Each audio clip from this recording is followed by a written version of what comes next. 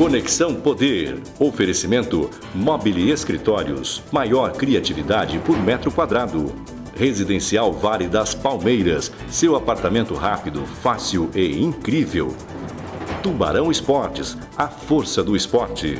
Realce Persianas para os ambientes mais charmosos. E Titânia Telecom. Soluções para conectar negócios e pessoas. Muito bem, estamos recebendo aqui no estúdio, no Conexão Poder, o Controlador-Geral do Estado, Ciro Gonçalves. Muita polêmica no programa de hoje, principalmente em relação às delações, ou à delação premiada do ex-governador Silvio Barbosa e de sua gangue, que assaltou o estado de Mato Grosso durante 4 anos e causou rombo milionário. E este assunto nós vamos debater com o Ciro Gonçalves, que tem números impressionantes para mostrar para vocês. Participa também dessa conversa meu amigo, meu colega jornalista, Paulo Coelho. Ciro Gonçalves, obrigado pela sua presença aqui no Conexão Poder mais uma vez. Qual é o tamanho, essa pergunta difícil antes de começar essa entrevista, mas qual é o tamanho dessa delação do Silvio Barbosa para o estado de Mato Grosso, em relação ao nosso orçamento? Estou falando em números, em bilhões. Bom, o impacto disso, vamos deixar para compreender melhor isso, nós temos no orçamento do estado, uma grande fatia desse orçamento, tem pouca incidência de corrupção, que é uma fatia que a despesa, o gasto com o pessoal, com folha de pagamento e o gasto com os aposentados e pensionistas.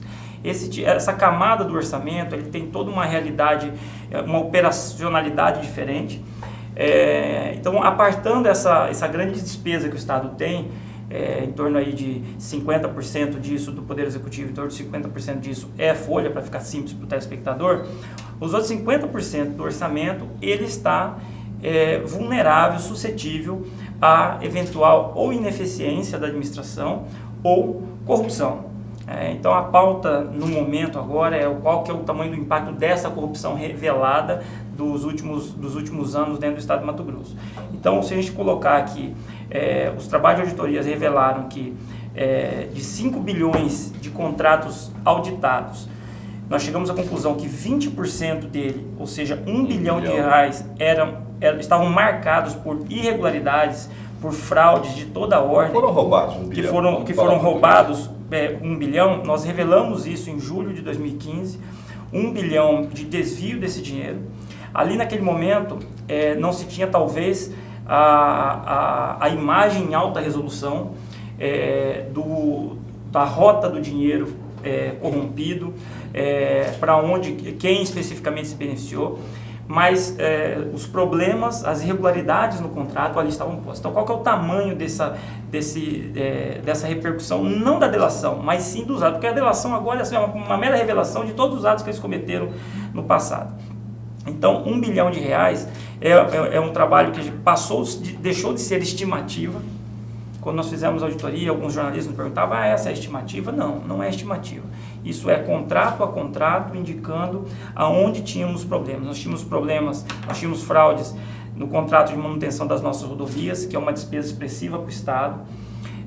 Nós tínhamos um desvio de dinheiro em despesas com eventos, desvio de dinheiro na área de tecnologia da informação, e tudo isso catalogado, dinheiro a dinheiro, real a real, para que facilitasse a nossa providência enquanto governo do Estado em rescindir contratos que precisavam ser rescindidos, as medidas, mas algumas outras medidas que aí dependeríamos de Ministério Público, Estadual, Federal, autoridades policiais. Com essas auditorias que tem facilitado a vida do caminho dessa investigação. Com certeza, o ex-governador chegou à conclusão que seria mais vantajoso para ele fazer a delação, não foi por uma livre iniciativa dele, que um dia acordou e mudou de ideia. Foi exatamente o conjunto de provas que já estavam nessas investigações, que levou inclusive à prisão dele por mais de 2 anos, e que a gente está vendo todo um trabalho em cadeia acontecendo, e a gente está muito contente que a gente está achando saídas, estão chegando revelações. Não chegamos ainda onde queremos, porque nós temos recursos para serem repatriados, nós temos empresas sendo delatadas, empresas que se beneficiaram, nós temos outros agentes políticos e agentes públicos que também se beneficiaram e ainda temos muito trabalho pela frente. Você falou em agentes políticos, ele delatou muita gente. E muita gente hoje detentora de cargo público, né? Tem ex-deputados, mas tem deputados atuais. Quem era deputado virou prefeito, a exemplo do nosso prefeito Emanuel Pinheiro, também a prefeita de Juara, quer dizer, o ministro Blairo Maggi, conselheiros do Tribunal de Contas. Não tem ninguém com cargo no Estado, né, Paulo? Alexandre César, procurador do Estado. J. Barreto. J. Barreto. O que dá para se esperar, controlador? O que mais pode vir por aí? O que pode acontecer daqui para frente? Com esse monte de gente aí delatada. A providência da auditoria, ela ajuda para dentro do governo, porque nós temos que os passos que ou a Controladoria Geral do Estado ou o governo, de maneira geral, tenha que tomar para recuperar recurso, para declarar inidôneas determinadas empresas que pagaram propina, processos disciplinares, se for necessário, e culminar com demissão. Tudo isso está sobre a nossa batuta e vamos fazer. Essas auditorias que o senhor conduziu desde o início da gestão, chegou a detectar alguma coisa em relação a isso que foi delatado, ou seja, a essas pessoas envolvidas? Detectou-se isso também na sua auditoria ou não? Absolutamente que sim. Não foi surpresa para o senhor? Não foi surpresa nenhuma. Principalmente as empresas enumeradas na delação. Existem agentes políticos que são enumerados na delação, que esses não estavam realmente na auditoria, até porque a auditoria ela não tem, ela não tinha à sua disposição câmeras escondidas, ela não tinha à sua disposição sigilo telefônico, bancário e tudo mais. Mas as empresas e os eventos enumerados pelo ex-governador, 90% das indicações dos contratos administrativos, 90% estavam dentro do caderno de auditorias. Como que era identificada a propina nessas irregularidades aí? Vou te dar um exemplo, Paulo. Agradeço a tua pergunta. A gente estava conversando um pouquinho antes da programação. Vou te dar um exemplo. O Estado tem uma despesa bastante relevante, que é manutenção das nossas estradas. Manutenção, não se trata de novas pavimentações do MT integrado. Manutenção. São as operações tapa-buraco, conserva de rodovia, pintura de faixa, reparo em determinadas pontes. Isso a gente chama de manutenção das estradas. Essa despesa no Estado, em 2014, consumiu 140 milhões de reais. Em 2014. Em 2015, Paulo, o Estado, para manter essa mesma malha, ele gastou 60 milhões de reais. Em 2016, 60 milhões de reais novamente. O que isso quer dizer?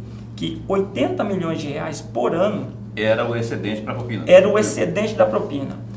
Para o telespectador entender, principalmente o telespectador aqui da capital, Paulo, você sabe quanto vai custar o novo pronto-socorro que estamos a duras penas, com todo o esforço orçamentário financeiro para honrar o compromisso do novo pronto-socorro de Cuiabá? O novo pronto-socorro ele vai custar 80 milhões de reais. Ou seja, só por essa despesa, manutenção de rodovia... Só o excedente já pagaria o pronto-socorro. Um hospital por ano, um pronto-socorro por ano. Esse é um exemplo só. Então, mapear o quanto de propina você tinha... na delação você tem contratos que a propina era de 20%, você tinha contratos que eram de 3%, parece que até que era pouco, né? Mas era a propina de 3% no contrato do VLT. 3% em cima de 1 bilhão e meio. De 1 bilhão e meio. Tá? Esse eu acabei de dar o exemplo. Nós temos um outro caso que também nós auditamos, que é um contrato de tecnologia de informação, para digitalização de documentos. Digitalização de documentos. Isso está na delação do ex-governador, e que ele afirma que 50% do faturamento junto a essa empresa, 50% era propina. Em 2012, 2013 e 2014, o total faturado com essa empresa foi de 70 milhões, ou seja, 35 milhões era propina. Quando se identificava a propina, dava para identificar o destino dela? Por exemplo, o André falou aqui da questão de deputados, não é, que daquela época do ex-governador, e também alguns que estão até na atual legislatura, no atual, né, sendo base inclusive do atual governo. Dava para identificar nessas auditorias lá de janeiro de 2015, do primeiro semestre de 2015, quem, além do próprio ex-governador, estaria levando vantagem? E por que esses nomes não emergiram ainda em delação? Ok.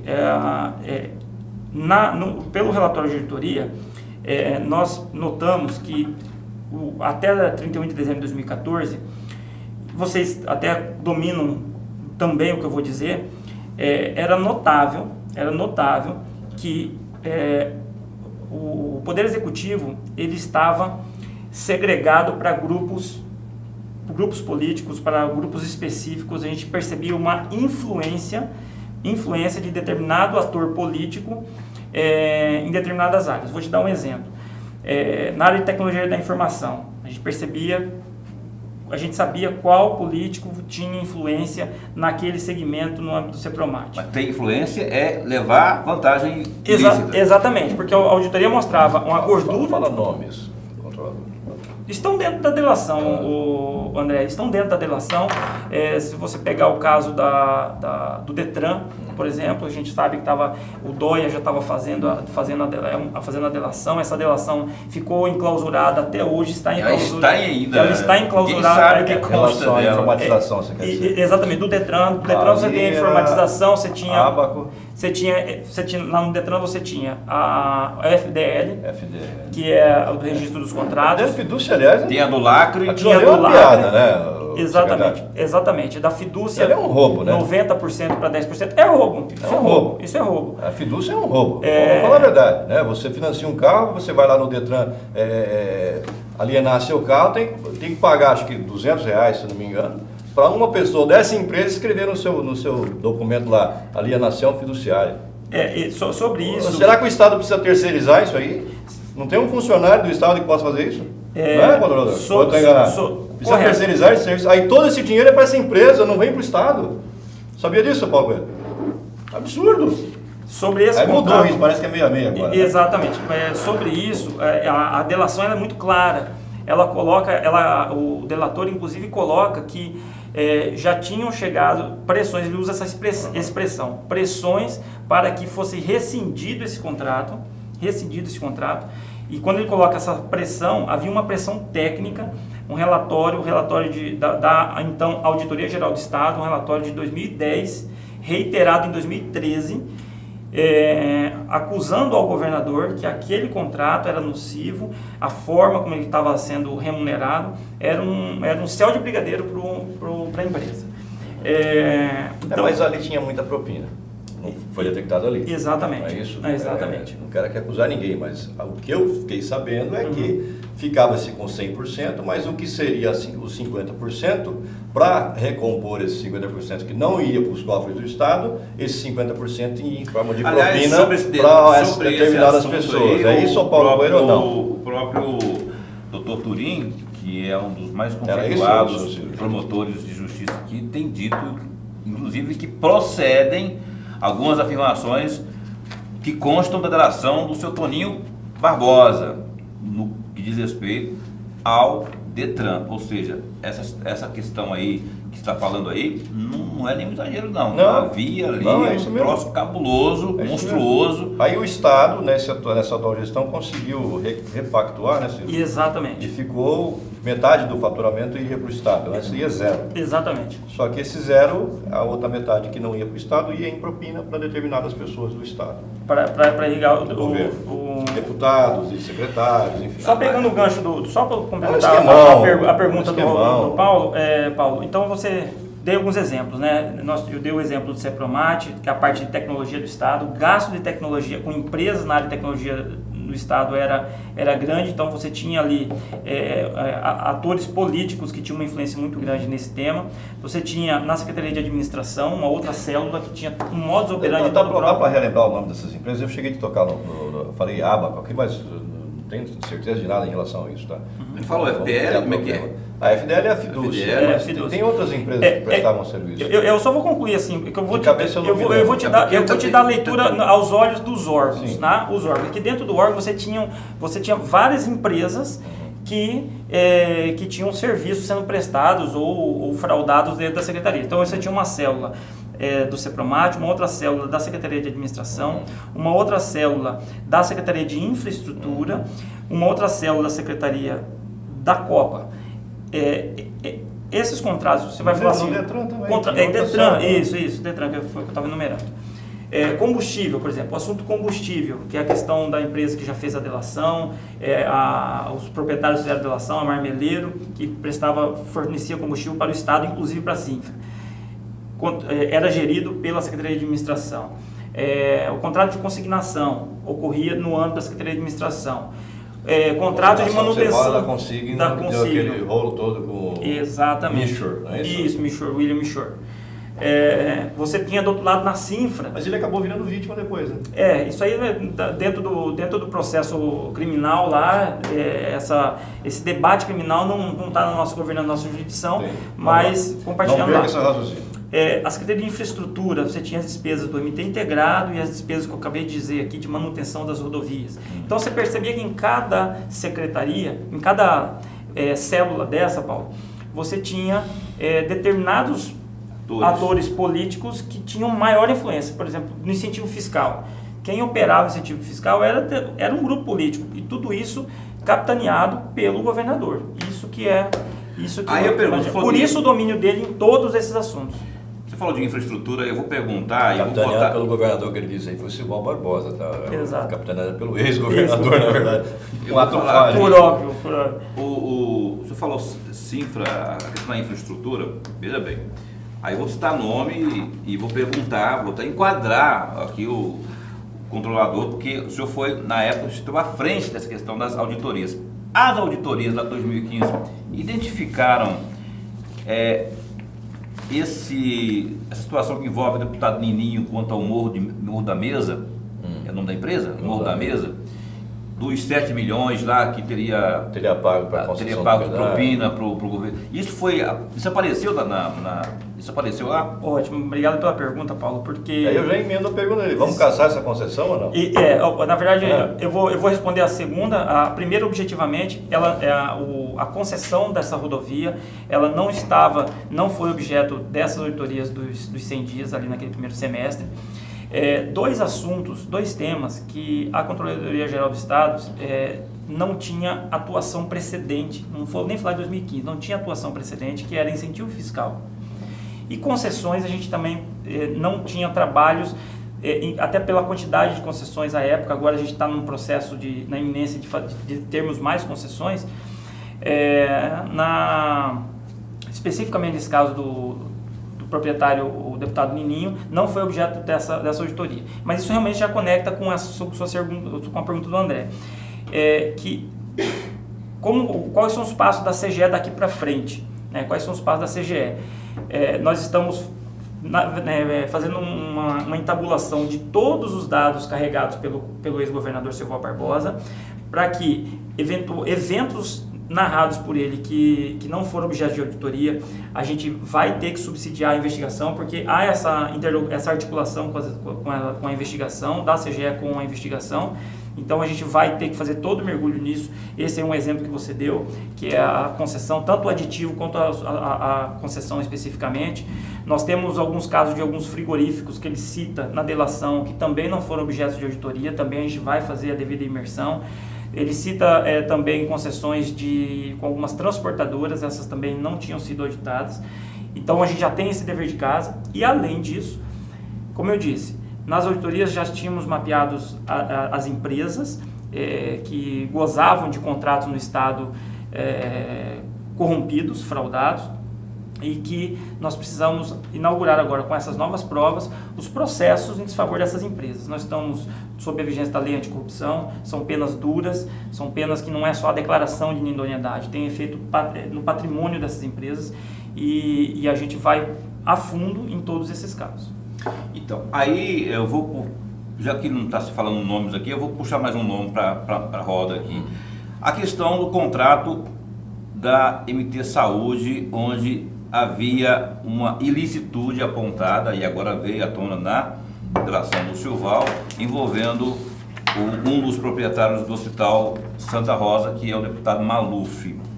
Essa suposta irregularidade, eu vou falar assim, porque enfim, está em fase ainda de... Curiosamente, era o único hospital que atendia o MT Saúde, né? Por bom tempo. Isso também não apareceu paravam de atender, só ele atendia. retroativo? O que vocês... E porque também tem aquela saia justa, imagino, porque o Maluf, o Nininho, outros deputados que a gente pode citar aqui, são aliados hoje do atual governo. Quer dizer, é uma situação meio constrangedora, imagino, né? Indicam o secretário. Apesar daquela frase famosa do governador Pedro Táxi, que eu não vou ajudar amigos, né? Não vou passar a mão na cabeça de amigos, né? Não vou perseguir inimigos, mas também não vou bajular, proteger amigos. Isso. A questão aí da MT Saúde, desses contratos aí do Hospital Santa Rosa. Não há constrangimento nenhum da nossa parte, nem da nossa parte, eu digo, porta da CGE para dentro, por parte dos profissionais. Não houve constrangimento nenhum naquelas auditorias em 2015, até porque todos têm o seu dever de ofício e têm o seu compromisso profissional com determinados trabalhos. Diferente do caso do deputado Nininho, no caso do MT Saúde, do assunto MT Saúde, esse foi objeto de auditoria já em 2013, uma série de auditorias em 2012, 2013, 2014. Esses trabalhos, inclusive, auxiliaram a CPI, a CPI, exatamente. Todos esses trabalhos foram carregados no âmbito da CPI. O juízo dos deputados que votaram aquele relatório, hoje a gente entende por que daquele relatório, um relatório pífio, um relatório pizza. Exceto da Luciana Bezerra, que foi em paralelo, né? Que na época ela fez um paralelo. Exceto, e num relatório paralelo há que se fazer justiça, há que se fazer o reconhecimento que o conteúdo do voto paralelo ele está muito sustentado em trabalhos precedentes da Controladoria Geral do Estado e dos técnicos do TCE. Os relatórios dos auditores do TCE eram relatórios ricos e os relatórios da CGE também eram muito ricos nisso.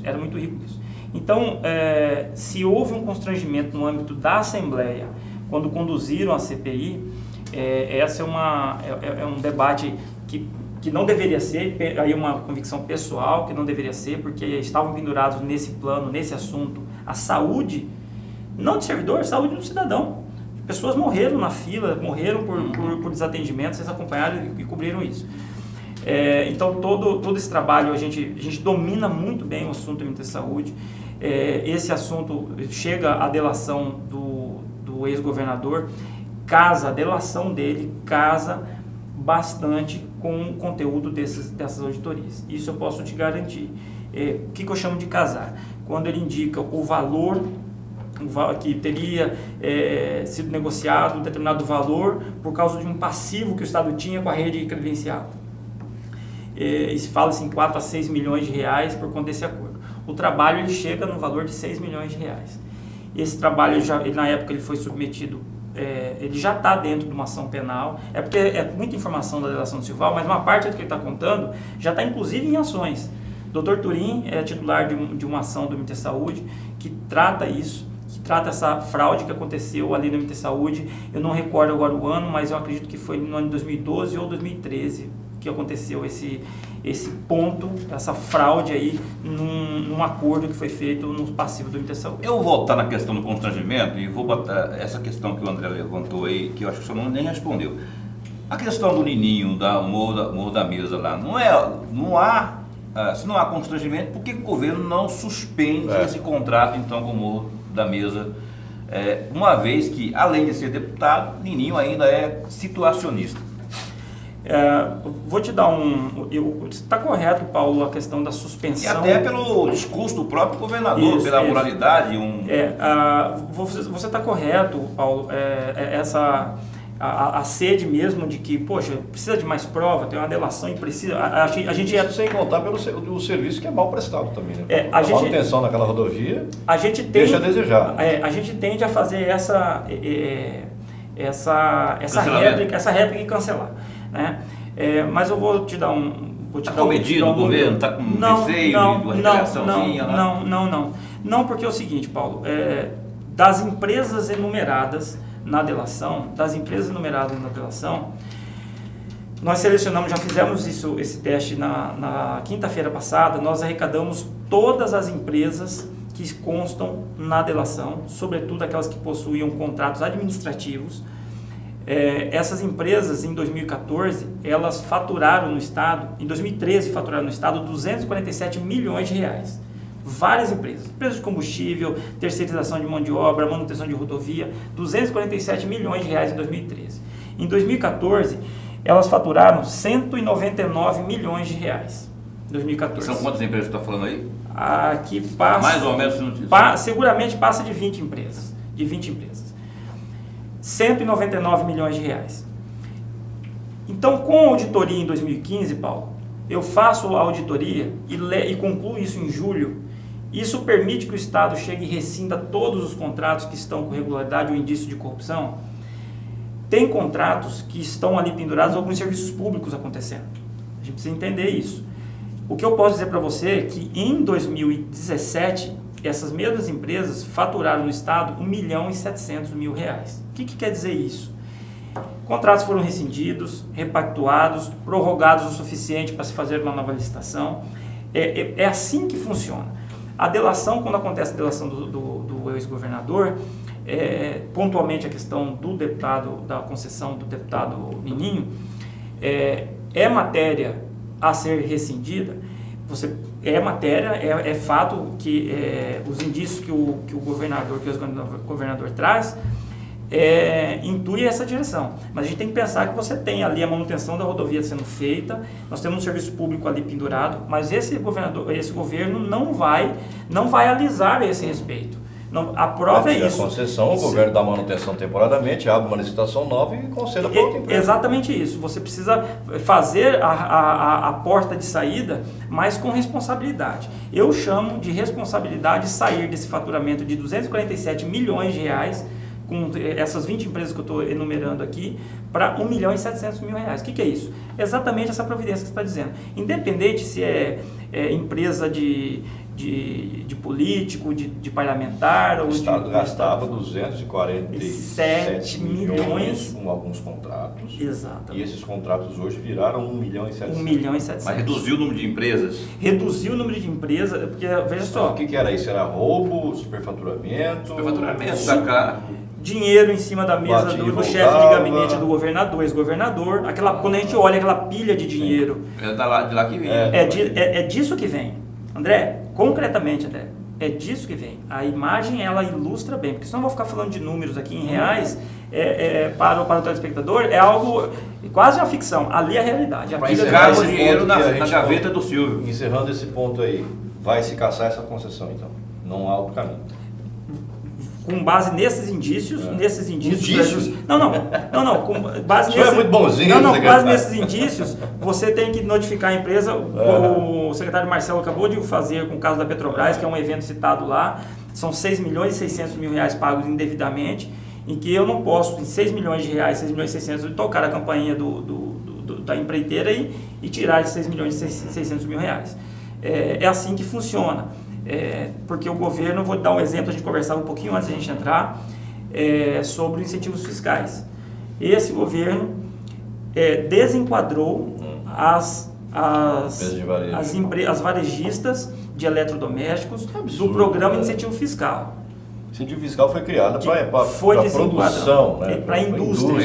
Aí tinha empresa em Cuiabá que vendia, né? Perfume importado da China, incentivo fiscal. Exato. Né? Empresa que vende aqueles móveis que quando você parafusa, eles farelam tudo, tinha incentivo fiscal. Então, aí não dá, né? E o que acontece? Qual que é a repulsa assim que nós terminamos o relatório? Empresas varejistas não podem ter incentivo fiscal. Então, desenquadre, retire. Só que se eu fizer essa retirada sem fazer o processo, infelizmente, Paulo, eu preciso cumprir essa etapa.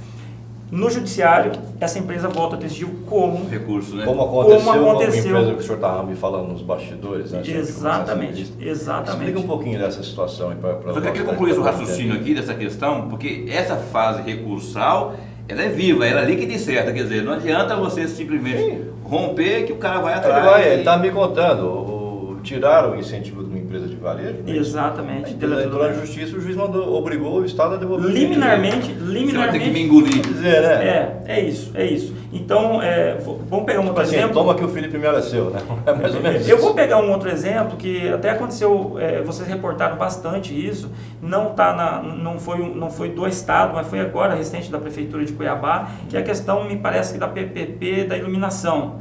Da PPP da iluminação. 700 milhões. Foi emitido um ato de rescisão, de revogação do contrato, unilateral, foi emitido isso. O prefeito anterior assinou um contrato, Isso. O prefeito atual cancelou esse Cancelou, contrato. o judiciário falou, não, você não pode cancelar dessa forma. Licitação. Você não pode cancelar dessa forma. Podia até, Paulo, estar ali latente a irregularidade. O TCE detectou uma irregularidade também. Confirmou a irregularidade. Então, só para te explicar como que na prática funciona, é diferente, né, no caso das que foram auditadas, porque as que foram auditadas, esse indício já está em 2015, por isso rescindiram os contratos, repactuaram os contratos e houve esse declínio da despesa com essas empresas. Tá. O senhor disse no começo que foram detectados mais de 1 bilhão de irregularidades. Quanto desse dinheiro voltou para o caixa do governo? André, Ou não voltou nada até agora? Voltou, tem voltado. A gente espera que vamos ultrapassar esse valor. A expectativa é grande para que a gente até ultrapasse esse valor. Vou explicar por quê. Mais de 1 bilhão. Mais de 1 bilhão. Vou explicar por quê. Como disse no início da nossa entrevista, 1 bilhão de reais de irregularidade. Um quarto disso, 250 milhões, dependia da gente. Dependia de fazer medidas como essa que eu acabei de mostrar. Rescindir determinado contrato, penalizar determinada empresa ou multar um consórcio VLT, por exemplo. Isso está na nossa governança. Uma outra camada, o governo do Estado precisa se articular com os outros, com o Ministério Público Estadual, Federal, Polícia Judiciária, Polícia Federal, para que as investigações continuem e há um jeito desse dinheiro voltar. Seja por uma ação civil pública, para reparação do dano ao erário, ou situações como essa que a gente está vivendo. Delações premiadas, termo de ajustamento de conduta e tudo mais. Então vamos tentar fazer um inventário disso, André. Dos 250 milhões de reais que estava sobre a nossa responsabilidade, a gente conseguiu um bom êxito. Em 2015, os efeitos dessa economia que a auditoria recomendou, elas aconteceram sobretudo nas despesas com custeio. Tá? Nós batemos aí no ano de 2015, nós gastamos quase 300 milhões a menos que do ano anterior. Em 2016 a mesma coisa. Então isso estava dentro do nosso poder. E aqueles 750 milhões que a gente tem que ir atrás para reaver? Nós temos na área de incentivo fiscal, o CIRA, capitaneado aí pelo secretário de Segurança Pública, articulado com a CGE, PGE, Cefaz e SEDEC. Nós tivemos o caso da JBS, repatriamos mais de 300 milhões de reais. Aliás, agora, a casinha da JBS vai cair, né? Os últimos episódios... Tem a questão do Votorantim também? Da Votorantim também é efeito disso, viu, Paulo? É efeito disso. 300 milhões da JBS, 253 milhões de reais da Votorantim. Nós temos aí a delação do próprio ex-governador, que embora eu particularmente, eu pessoalmente, a contabilidade nossa da fraude não fecha com a contabilidade do que ele está querendo devolver. Não fecha. Para isso é importante... se ele roubou 1 bilhão, aí devolve 70. Para isso é importante essa fácil, articulação. Para isso é importante a articulação dos dados financeiros que o Estado tem com o poder de polícia que os ministérios públicos têm. Mas aí o Estado não tem o poder de interferir. Não tem o poder de interferir, Paulo, está correto. Não tem poder de interferir. Mas a gente tem a condição, a capacidade de subsidiar esses ministérios. Mas como é que aconteceria isso? Já acontece, isso aí está errado. Está aqui. Já está acontecendo, Paulo. André, já está acontecendo. Tem delações... Já está acontecendo isso? Já está acontecendo. No do ex-governador Silval não aconteceu porque ele foi tratado pelo MPF. Lá pela PGR. No Ministério Público Estadual, nós tivemos nem toda a delação a gente consegue o êxito.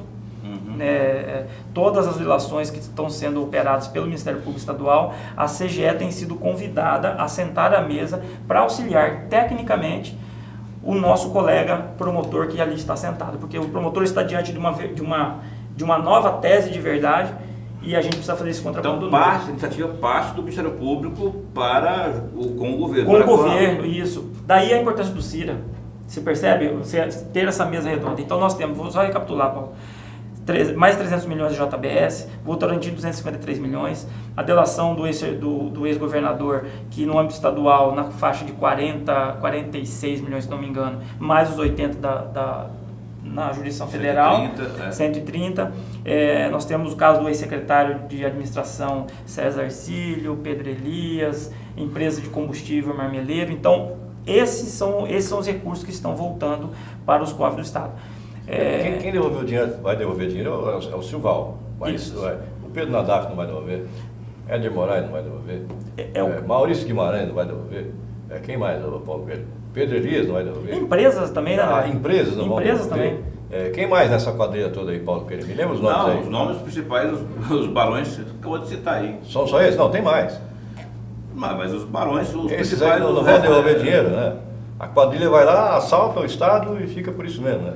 Pois é, mas rouba assim... 1 bilhão, devolve 70 o novo centro de reabilitação do Alquino Correia, o novo centro, aqui a Cuiabania conhece, sabe do que a gente está falando, o novo centro de reabilitação do Alquino Correia, que a gente lançou, CRIDAC, que foi lançada a ordem de serviço há 30 dias atrás, 11 milhões de reais, integralmente ele vai ser edificado com repatriação desses ativos. Mas como que se dá essa repatriação? Você falou aí de alguns nomes e empresas, por exemplo, os 250 milhões da Votorantim, os 300 da JBS, esses já estão em espécie, caindo no caixa já? Ou seja, o governo já pode lançar. Por exemplo, se esse dinheiro da Votorantim cai, 250 milhões ali, o governador pode resolver a questão da saúde, o reparto dos hospitais regionais, não é?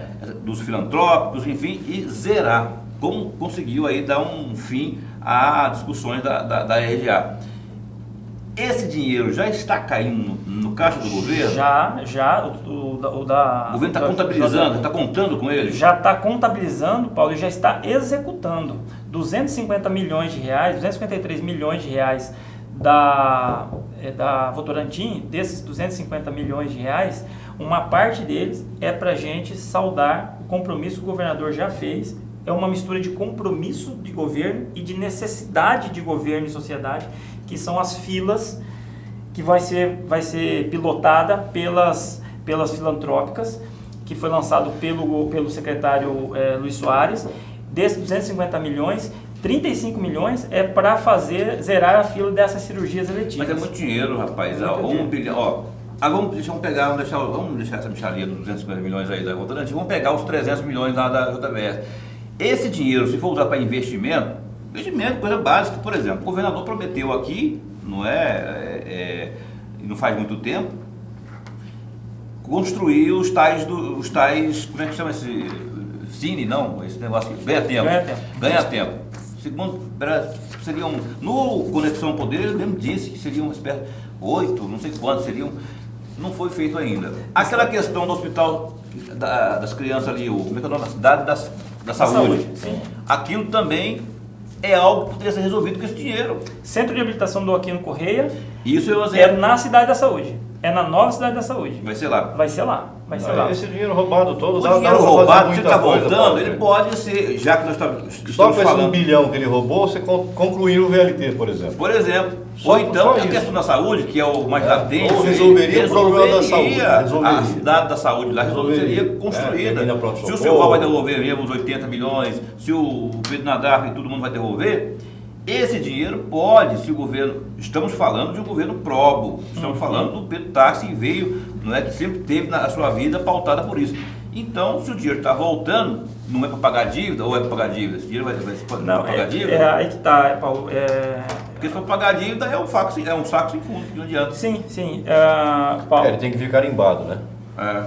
Como foi o avião do Silval, né? Devolveu o avião roubado pelo Silval. Deu o avião, esse avião é para a Polícia Militar. Já mandou lá para um lugar e pronto. É isso. Vai lá para o seu par, né? Já veio carimbado. Quem carimba isso? Quem carimba é o próprio governo, né? Foi a justiça, não foi? Veja só. Foi carimbado, para lá, para o uso da polícia. Mas mediante conversa com o governo. Eu lembro que eu conversei com a doutora Selma, quando a questão específica do avião, inclusive, Ela me disse assim, Paulo, conversei, liguei com Então, deveria se carimbar o dinheiro também.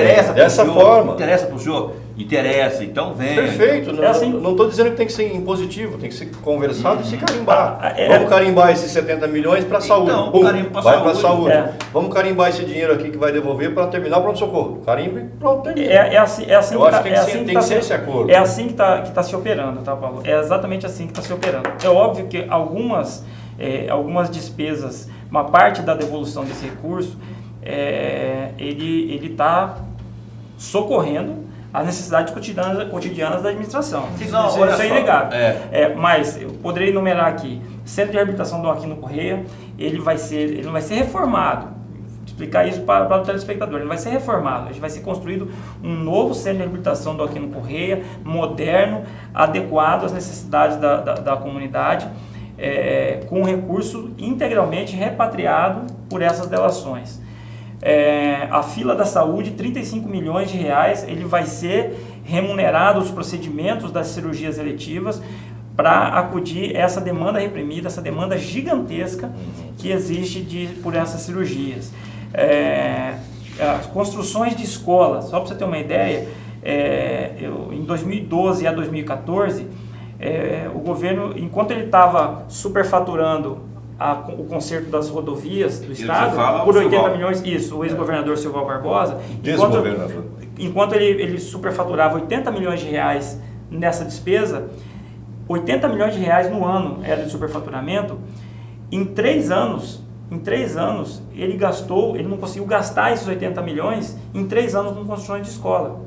Em 2012 ele gastou 19 milhões, em 2013 7 milhões, em 2014 40 milhões de reais. Isso por quê? Construções de escola.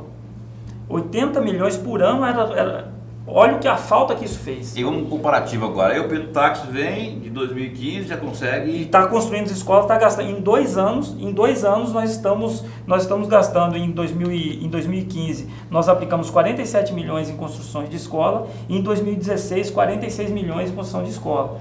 E o governo anterior, 80 milhões. Em 3 anos. Em 3 anos. Então perceba que o dinheiro que a gente está conseguindo racionalizar, cortando essa propina que não existe mais, tapando os buracos da... Estão devolvendo isso para a sociedade. Falando em tapar buraco, eu estou olhando aqui a pauta dele aqui, ele fez uma anotação interessante aqui, ó. Lacres do Detran, onde tinha roubo no governo, Lacres do Detran, manutenção de estrada pela Sinfra, tecnologia da Cepromate, gráficas, aí entra a comunicação do Estado, eventos, setas, aí vamos falar da ex-primeira-dama Roseli Barbosa, né, que comandava. Digitalização, o que está escrito aqui, secretário? Gendoc. E gasto com combustível naquele esquema do marmeleiro, né? Vamos falar aqui um pouquinho dessa questão de eventos das setas. A Roseli... Você furou roubou muito, hein? Você furou a pauta do Ciro. É para ele se perder. Não, exatamente. Só que assim, sobre aquele assunto, antes dessa provocação do André aí, até do ponto de vista político, eu vou dar um pitaco aqui, que é o seguinte: se esse governo não aproveitar o limão e fazer uma limonada, no sentido de que, olha só, acabei de citar aí 2 situações que ele não cumpriu ainda, que ele prometeu. Estamos num ano pré-eleitoral que tende a ser um candidato à reeleição. Veja bem, a questão da saúde, a questão do ganha-tempo, são situações extremamente sociais que mexem com o povão. Concordo. E agora ele está tendo a possibilidade de pegar esse dinheiro oriundo aí da devolução, de corrupção, do cambal, que seja, para para retornar esse dinheiro, né? Se ele não aproveitar uma situação como essa agora, ele vai estar passando batido e não vai cumprir aquilo que... O camelo passou arriado. Tem que subir. Você está correto. Essa limonada, para o cidadão, ele quer o ganha-tempo. Ele quer o ganha-tempo. Ele não quer saber quantos milhões de reais o Silval devolveu. Ele quer ir no ganha-tempo, ser bem atendido, e não é no ganha-tempo só aqui de Cuiabá, né? Aqui a gente até tem, mas no interior ele merece isso também. Mas aí, para prestar conta disso, são passos em paralelo. O passo de auditoria é para revelar os problemas, a corrupção, as oportunidades de melhoria de gestão. Mas, em paralelo, a Secretaria, eu vou fazer o gancho com as setas, com a Secretaria de Assistência Social, Paulo, para prestar conta disso. processo licitatório dos ganha-tempos, ele está em andamento. É um processo complexo, um processo que está sendo conduzido de uma maneira muito positiva pelas setas, junto com o MTPAR. Esse compromisso do governador a gente vai entregar. É óbvio que com a recuperação de recursos, possibilita a gente ter um poder de fogo ainda maior. Mas a gente não pode esperar sair o dinheiro para ir a gente fazer a licitação. A gente está fazendo a licitação e conduzindo esses trabalhos de auditoria da melhor maneira possível. Então, isso não está página virada para a gente, a questão do ganha-tempo. A questão da cidade da saúde, como eu disse, o CRIDAC, ele vai ser inaugurado até abril, a expectativa é até abril, maio do ano que vem, a gente entregar o primeiro módulo da cidade da saúde. Mas isso, tanto a Secretaria de Saúde quanto as setas estão conduzindo. Pegando o gancho aqui do André sobre a Secretaria de Assistência Social... Quanto Roseli Barbosa roubou? Chama muita atenção... Ela desviou dinheiro até para pagar a fatura de cartão de crédito dela? Chama muita atenção o gasto daquela secretaria com os eventos nominados, eventos de assistencialismo, né? Os eventos talvez aí que até a comunidade conhece. Era o Papai Noel que chegava. Chegada do Papai Noel, entrega de cobertores, óculos. O saco do Papai Noel vinha recheado de dinheiro, né, Paulo? São decisões da gestão, daquela gestão, em fazer isso. Estamos aqui para fazer o juízo que o cidadão não merece esse assistencialismo, mas no preço que se operava esse assistencialismo só para eventos, né? Em 3 anos, esse assistencialismo consumiu mais de 30 milhões de reais. Mais de 30 milhões de reais. 10 milhões por ano. 10 milhões por ano. Quanto desse dinheiro bateu e voltou? Nesse caso, as delações, ela indica que nessas delações dela, em 30% era de propina. Quase 10 milhões. No conteúdo. Aí, agora que eu trabalho, vai ter que aferir certinho. Do contrato da empresa de eventos foi quanto, a empresa de aparelho, de equipamento de som era outro, tudo isso precisa ser feito. Mas o fato é que, atualmente, a assistência social ela continua sendo feita, mas eu mostrava para o André um pouquinho antes da gente começar que esse tipo de evento, em 2017, o Estado gastou para esse mesmo tipo de despesa 2,5 milhões. Olha só a diferença. 2,5 milhões. Então, olha, se o casamento comunitário foi um casamento que tinha o melhor lustre mais bonito do Estado, eu não sei a decisão política por fazer daquela forma e ao preço, agora a gente está revelado por que se fazia. O retorno da propina para virar aquela pilha de dinheiro. 30%. Isso vinha no saco do Papai Noel, não?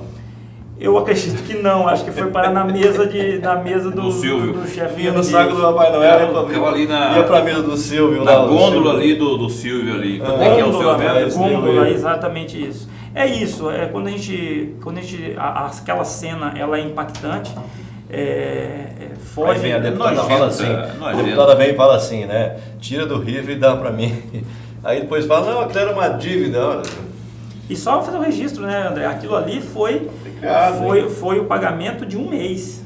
Complicado. Aquilo foi o pagamento de um mês. Quer dizer, isso perdurou durante a gestão toda, né? Eu te mostrei aqui, ó. Foi sistemático. Eu te mostrei aqui. Se o gasto com essas empresas era 247 milhões em 2012, você imagina quanto eu queria só fazer um registro que acerca dessa situação toda das auditorias, eu conversei outro dia numa entrevista, não é, com o chefe do Ministério Público de Mato Grosso, Dr. Mauro Curvo, que ratificou isso, disse que aquelas auditorias lá, que o Pedro Táxi desencadeou logo no começo, ali, em janeiro até julho, não é, do ano de 2015, foram preponderantes para que o Ministério Público oferecesse denúncia, inclusive pedir prisão do digníssimo palmeirense Silval da Cunha Barbosa. Eu queria que o senhor falasse sobre essa situação, especificamente o motivo que levou o Silval para a cadeia, o que foi detectado quanto a incentivos fiscais ali financeiramente falando, em números falando ali, o que foi de mais, chamou mais atenção, assim, que mais escandalizante quanto à questão dos incentivos ali nas auditorias que houve? Haviam 2 determinações bem objetivas do governador. Auditar os contratos vigentes do Estado. Em dia 2 de janeiro, quero que audite os contratos vigentes do Estado. Quero que audite o que está em tesouraria esperando para se pagar, porque tinha muita coisa em tesouraria para ser paga, estava esperando ter dinheiro, porque não tinha, foi deixado 80 mil reais no caixa, então que auditasse essas despesas e auditasse o incentivo fiscal. Nós destacamos auditores para fazer uma auditoria especificamente disso, mas chamou muita atenção nossa. Concessões de incentivo fiscal para o segmento do comércio, sem a devida autorização legal disso, não havia autorização legal para ser feito aquilo. Então, a quantidade de empresas da área do comércio era uma quantidade muito grande, muito grande. Esse é um aspecto. Ficou bem detectado que nos últimos 3 anos, 2012, 13 e 14, ano de 2013 e 14, mais 2013 e 14, a quantidade de empresas que ingressaram no programa foi muito grande. Lá já estavam empresas do segmento de indústria, lá já estavam empresas grandes, há essa guerra fiscal, isso aí é normal que isso aconteça, mas aquele volume de empresas não se coadunavam com as entregas. Empresas do comércio, empresas industriais? Empresas do comércio que não eram adequadas para estar no programa. Sim. As industriais, elas eram adequadas desde Você acha que isso era uma forma usada pelo ex-governador para ampliar o leque de propina, né, para conseguir angariar maior recurso? Acredito que sim, porque como é do comércio, capilarizou-se muito, fez muita gestão com vários empresários. E aí, só para pegar no link com o que levou à prisão, foi um caso específico, que foi da Tractor Parts, que é uma empresa do comércio, era um fio desencapado. O caso do Tractor Parts foi um fio desencapado, que com a auditoria e a Defaz pilotou, completou as investigações que precisavam ser feitas e que eclodiu em todo esses fios que foram aparecendo. De lá para cá apareceram vários, até o que não era necessariamente incentivo fiscal. Por exemplo, contrato do VLT, os contratos da Sinf não são assuntos de incentivo fiscal, mas foi com certeza a própria prisão por 2 anos que fez com que o ex-governador redesenhasse sua linha de defesa, porque ele percebeu que o cerco contra a organização criminosa se fechou. Estava isolado, quer dizer, vou se chutar fechou, o balde. André, se fechou. Eu tenho conversado bastante com esses parceiros de esforços de depuração aí da administração pública, tenho conversado bastante pós-delação, e a gente chegou à conclusão que é isso. Eu acho que a gente conduziu um bom trabalho. Eu não digo a CGE conduziu um bom trabalho, eu acho que as instituições se falaram mais, isso foi fundamental, desde do Ministério Público, a juíza compreendendo muito bem as teses do Ministério Público, o TJ nesse processo. Então a gente fala muito sobre isso, e também a gente não chegaria nesse ponto se, por exemplo, a atual gestão não aderisse a essa série de auditorias que a gente encaminhou para a gestão, porque isso é impossível. Você lembra quantas foram as auditorias? São 94 auditorias, foram 94 auditorias. A maior parte de 2015. A maior parte, não, 94 são de 2015. Primeiro semestre de 2015, Paulo. Foi um trabalho. Tinha uma pergunta que incomodava o governador pelo táxi.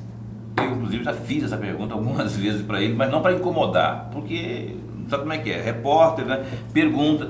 O Paulo nunca tem intenção de incomodar. E aí você vai fazer pergunta para mim, eu acho. Não. É isso. O Paulo nunca tem intenção de incomodar ninguém. Não, faça. O governador hoje ele veio a forra. Hoje ele está todo, né, senhor de si. Por quê? À época, a gente perguntava para ele. Eu lembro que um dia eu cheguei para ele, governador, amanhã, sábado, vou completar 80 dias da sua gestão. Queria que você fizesse um balançozinho aí, o que foi possível já, né? Tal, até agora. Muita auditoria. Houve muita conversa, Você quer dizer com conversa, Paulo? Não, muita reunião, muita auditoria e tal. Ah, pra quê? Aí ele falou, não, vou fazer auditoria sim, e não sei o quê. Tá fazendo até hoje. Já vamos para 3 E aí, hoje, ele vem e fala assim, ó, na época me criticavam porque eu fazia auditoria, olhava pelo retrovisor, não sei o quê, e agora estão vendo aí, esse escândalo que está vindo aí, o Silval Barbosa e tudo. Hoje ele vem justificar, e com razão, porque das auditorias. Então, só queria fazer esse registro aí, Falando em isso auditoria, incomodava. está sendo auditado, foi auditado e vem sendo dor de cabeça, é a folha de pagamento do Estado, né, controlador? Por que diabos a folha subiu tanto em 8 anos? Foram 200 e... Deixa eu ver na minha pauta aqui, 208% de 2008 a 2016. Dá em média, quanto, Paulo Coelho? Matemática? 26% ao ano. É isso? Subiu em média. É muita coisa, secretário. Especialmente Será que não está aí também um grande rombo que o governo criou para si mesmo? Isso, na verdade, isso tem a ver com a primeira pergunta, por isso que eu já fiz questão ali de separar, porque quando eu olho para a folha, eu tenho, não que a folha esteja imune a problemas, a irregularidades, mas tende a ter tem mais oportunidade de fraude e corrupção nos contratos públicos. Mas na folha... Tem fraude na folha? Não, isso que eu estou dizendo. O que eu estou dizendo é o seguinte: pode ter irregularidades na folha, o que eu chamo de... É diferente. Gente conceitualmente, que está sendo enquadrado, que enquadra, que não fez uma conferência do certificado. Exatamente, isso é possível, Então, por isso que essa pauta das auditorias da folha... Aqueles penduricalhos, confessamos, né, acaba virando salário confessamos aqui que 2015 e 2016 está posto o resultado. São números brutais de auditorias, com vistas a extirpar aí corrupções que vinham acontecendo, mas a folha de pagamento era uma pauta que a gente precisava enfrentar. E 2017, esse é o ano que a gente está, isso não tem nada a ver com agora o falar folha e falar de servidor, não é, porque a gente precisa ter controle de todo o orçamento. Só que como eu controlo a folha, é de um outro jeito do que eu controlo os contratos administrativos. Mas aí, pauta nossa, meu caro secretário Ciro, não é secar gelo com toalha quente? Por que eu estou falando? Porque, olha só, acabamos de falar agora há pouco aí desse retorno que está vindo aí, não é? Da Votorantim, não sei quem mais. E aí o governo pode fazer o que quiser com esse dinheiro, inclusive investir. E se esse dinheiro está sendo, por exemplo, encaminhado para honrar os compromissos com o pessoal, já que ela, conforme o André citou ali, a porcentagem de aumento, 200 e quantos por cento, André? 208%. Quer dizer, então, de que adianta receber esse dinheiro, sendo que ele está inchando a própria folha de pagamento e às vésperas de uma reforma administrativa que ele está prometendo faz horas, não é? E até agora não conseguiu chegar nos finais, está empacada e com a folha inchada. Quer dizer, está chegando dinheiro novo, entre aspas, né? Está chegando um dinheiro aí de retorno. Você está querendo dizer que o governo tem que pegar esse dinheiro novo e colocar na folha de pagamento? Não, ao contrário. Porque esse dinheiro que está vindo... está sendo feito isso, sendo colocado na folha? Não, mas veja bem, se a folha está inchada, e não tem como tirar, entrou esse dinheirinho, vamos pagar o salário. Você acha que o governo vai pagar o servidor? Não vai Como fizeram lá atrás de usar o PETAB para pagar exatamente. Também. É isso que eu estou falando. Se o dinheiro está chegando, você acha que vai deixar o servidor na mão? Não vai. Não vai. E como a folha está inchada, vai honrar o quê? O dinheiro chegou, vamos fazer o quê com esse dinheiro? Em vez de construir hospital, não sei o quê, vamos pagar o servidor aqui. Aliás, governador, brigar com o servidor foi a pior burrada do seu governo até hoje, viu? Em compensação, acertar os números finais da RGA vai ser o grande acerto. Foi um grande gol. Não, já é um grande gol porque só se fala agora em RGA em 2019. Queria que você falasse, não é um troço assim de secar gelo com... Nesse momento é secar gelo, mas por isso, eu acho que isso que o André estava querendo colocar, assim, e a auditoria da folha, parece que vocês vão começar a fazer e tal, é isso. A gente sabe que na folha de pagamento, a folha, você resolve o problema dela apenas mandando o servidor embora, não fazendo mais concurso, é só assim que resolve, ou ter uma nova política de progressão de concessão de reajustes, né? Fazendo concurso de comissionado. Exatamente. As auditorias na folha é para exatamente a gente ter diagnósticos específicos na folha, porque você tem, às vezes, Paulo, você tem dentro da folha, vou te dar um exemplo, adicional de insalubridade, tem critérios legais para concessão de adicional de insalubridade. Sérgio, quanto custa? É bastante isso? Tem, em algumas secretarias especificamente, é relevante essa despesa. número de licenças, porque quando a gente sai de licença, contrata um temporário. Então, Isso é um problema, hein? Então, assim, o estudo da folha de pagamento, Paulo, é um estudo pelos auditores, todo próprio de folha de pagamento, ele não é nessa dinâmica aqui dos contratos. Então, é isso que a gente está buscando para que esse recurso, quando volte, a gente tenha mais fôlego nessa folha. A gente tenha fôlego nessa folha. Nós concluímos agora no trabalho, Paulo, nós temos 1.200 servidores cedidos, 1.200 servidores cedidos para outros órgãos. Aí, não estou falando, Paulo, de sessão interna. São sessões externas. Cedido para a Assembleia, por exemplo. Assembleia, prefeituras, órgãos federais. Não é de função. Aí o governo tem que pagar esse servidor. Nomeado para trabalhar aqui, porque eu vou ser remanejado para colar. O governo tem que pagar essas pessoas, que está cedida para outro órgão. Mas esses órgãos têm que dar uma compensação. Tem que reembolsar. Aí o órgão não faz a compensação. É isso que está acontecendo. Exatamente. A regra legal é 1.200 servidores estão em sessão. O Estado, que é o cedente, ele paga a folha desse servidor, desde que a entidade que recebe o servidor me reembolse. Se não me reembolsa, me dá o servidor de volta, porque há limite legal para isso. Aconteceu uma situação semelhante entre Assembleia e governo, agora contra os nativos. O governo falou assim, não... Algo parecido a isso, Paulo. É uma conta que não fecha, é uma conta burra, vamos falar a verdade. Então, eu estou te falando, quando a gente faz a auditoria na folha, é disso que a gente está falando, Paulo. É que o Estado, de repente o Estado está correndo atrás, está faltando médico, está faltando enfermeiro, está faltando agente administrativo. Sendo que aquele poder lá, aquele órgão está gastando milhões. E nós estamos cedendo. Quer dizer, é mais ou menos isso. Só que aí, só estou uma coisa aí. O cara, quer dizer, o órgão reembolsa. Não deveria reembolsar. Esse é o problema. A regra é reembolsar, deveria reembolsar. E o trabalho já revelou o índice de não reembolso disso. 50% desses cedidos não estamos recebendo reembolso. Ou seja, calote. Então, caloteando o governo. É mais ou menos como se você trabalhasse aqui no Repórter MT e o Repórter MT te cedesse para o RD News, do Romeus Dourado, e o Repórter MT te paga todo mês e o Romeus Dourado não repassa para o Repórter MT o que te paga. Quer dizer, está pagando uma pessoa para trabalhar para outro órgão, para outra empresa. Em concreto, não funciona, é uma conta burra que não fecha. Em concreto, é uma pauta, a folha de pagamento, de novo, a gente deu só um exemplo, que é uma pauta específica dentro da controladoria, que a gente sabe que a gente também tem oportunidade de êxito dessa natureza. Vou dar um segundo exemplo na folha, só para eu encerrar esse ponto da folha. Os falecidos na folha, que esse é um episódio que acontecia lá até 2013, não mais, mas é exatamente, parece... É um fantasma. Era absurdo, era absurdo o falecido na nossa folha. Aí foi o gerente e falou assim, olha, tem que enriquecer esse controle aqui, isso não pode acontecer. Isso não está acontecendo mais. Mas agora a gente revelou que nós estamos com outro problema. Nós temos metade dos 1.200 servidores que a gente não está sendo reembolsado.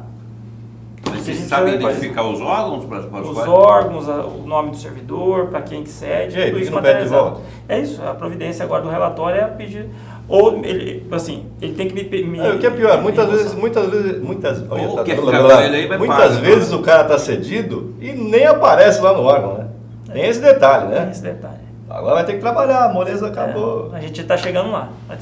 Bom, eu sei que... Você quer falar em chegando, Paulo Coelho, nosso tempo está voando, cara. Já tem 1 hora de entrevista, é isso? Eu só queria... 1 hora cravado. Vamos encerrar, Paulo Coelho? Eu queria, para encerrar, então, o que o senhor falasse aqui, o senhor ficou responsável por essa sindicância quanto à questão do protocolo, esse referente aos grampos, não é? Sim.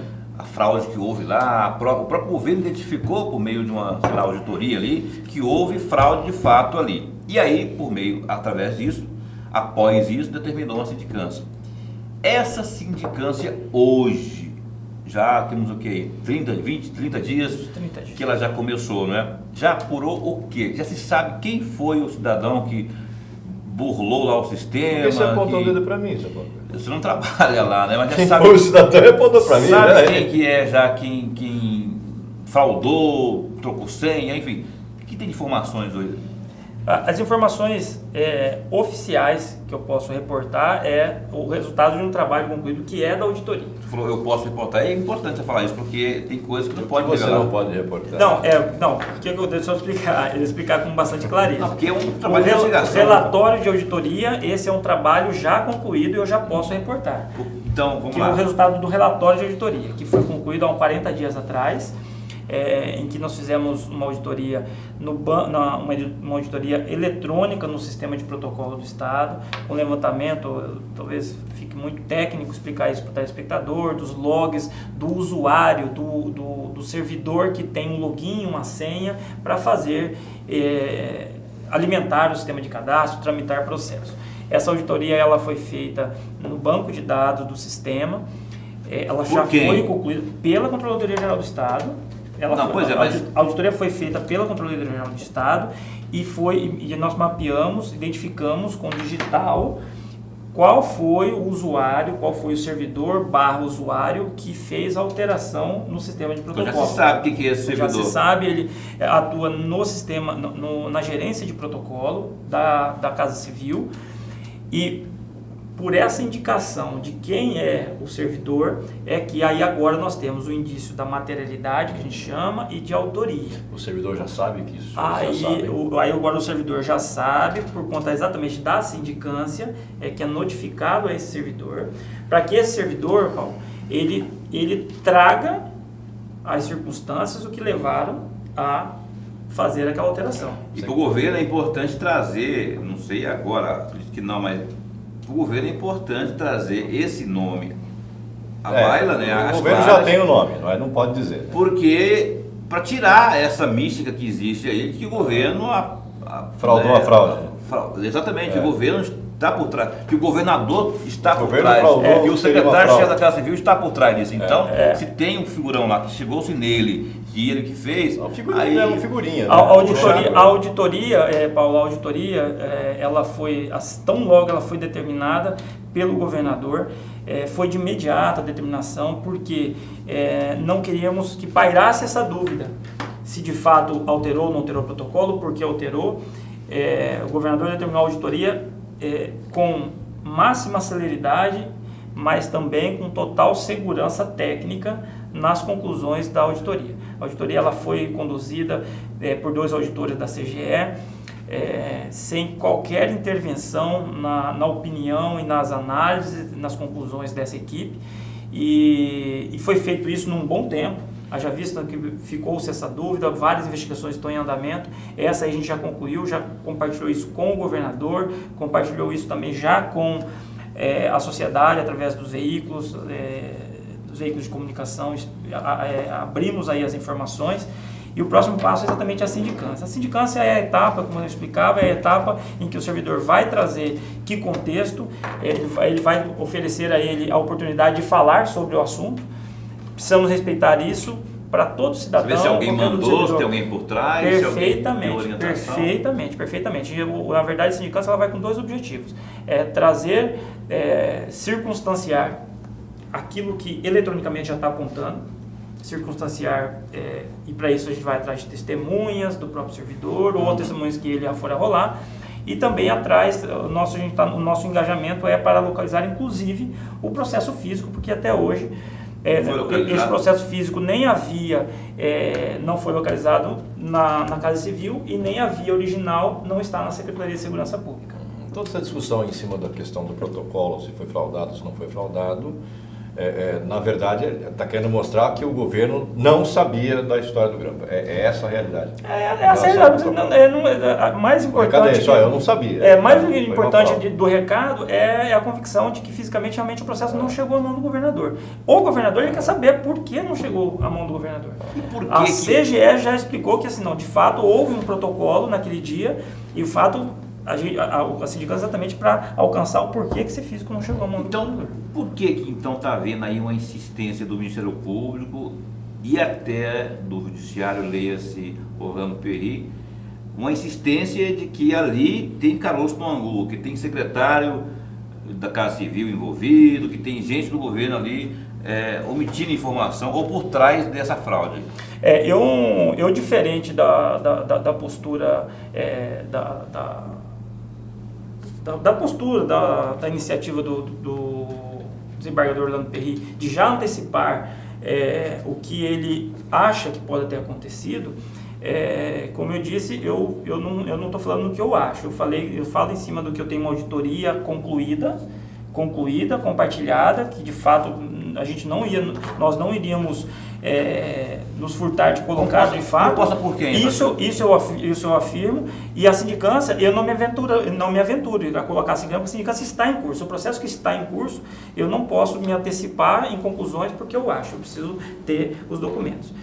A auditoria foi feita pelos auditores da CGE e a sindicância, porque pela conclusão do relatório, o governador e o chefe da Casa Civil determinaram que a sindicância fosse conduzida sob a coordenação minha também, por auditores do Estado, para evitar que pairasse qualquer dúvida sobre a conclusão desse trabalho por servidores da própria Casa Civil. Então ele é conduzido também pelos auditores da CGE. Secretário, eu quero passar para o senhor aqui a caneca como de praxe do nosso plástico? programa. Praxe. Ah, o senhor não sabe o que é praxe, Samuel? você falou plástico, que nem não é plástico.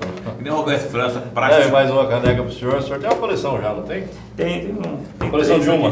Não, tem três aqui. Alguma coisa que nós não temos tocado aqui nessa entrevista, secretário, que o senhor queira explanar, fique à vontade. Não, eu acho que realmente nessa 1h30 a gente visitou aí vários assuntos, mas eu acho que no final eu quero só reiterar algo que o Paulo já colocou com bastante propriedade, já tem sentido isso nas ruas, quando houve o Procurador-Geral de Justiça falar sobre a importância do trabalho feito a partir de janeiro de 2015, trabalho feito, os resultados colhidos a partir das auditorias realizadas.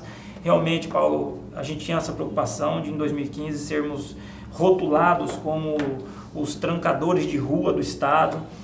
O Estado não manda, não decola, porque está se auditando, mas... Só retrovisor. A decisão ela foi audaciosa do governador, foi uma decisão amarga, todos lembram, durante 100 dias suspenderam os pagamentos, auditando, então isso, mas a gente sabia que era um futuro melhor para a gestão, para que a gente ia enfrentar uma crise muito grande, muito severa, e que a gente teria que ter condição de continuar dando manutenção nos nossos hospitais regionais, nós precisávamos continuar dando manutenção nas nossas escolas, nós precisávamos melhorar a frota da polícia militar, da polícia civil, nós precisávamos continuar com as nossas estradas com condição de tráfego, e tudo isso foi mantido em bom tom durante esses 2 anos e meio. Então esse saneamento dos contratos do Estado, ele foi conseguido através desse trabalho conjunto, e eu acho que a gente não fez isso na intenção de trancar o Estado, e sim termos uma realidade de Estado agora com o que a gente está vivendo, nesse momento da limonada.